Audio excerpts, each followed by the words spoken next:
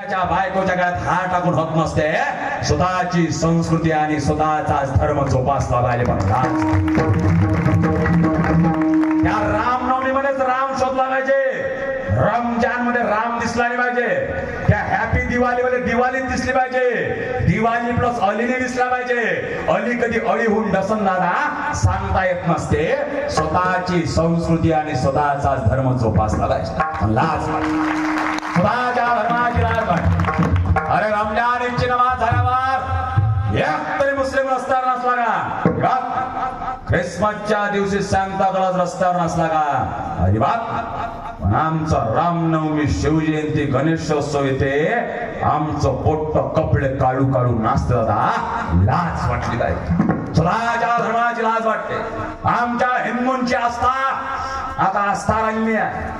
आमच्या हिंदूंची आस्था एंटरटेनमेंट झाली आहे. आमच्या मुलींना, आमच्या महिलांना आम्हाला सांगा वाटतं हिंदूंच्या मंदिरामध्ये कसे कपडे घालून गेलं पाहिजे सांगा वाटतं.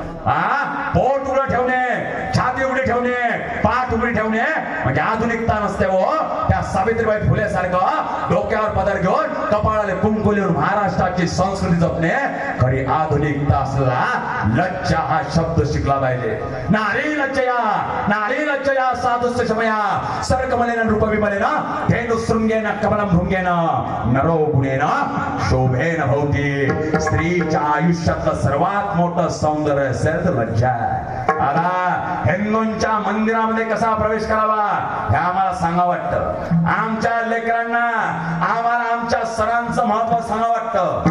कधीतरी या लहान लेकरांना घेऊन बसा, त्याला सांगा गुढीपाडवा याला म्हणतात, गुढी याच्यासाठी उभारली जाते. होलिका दहन याला म्हणतात, पोळा याच्यासाठी केला जातो.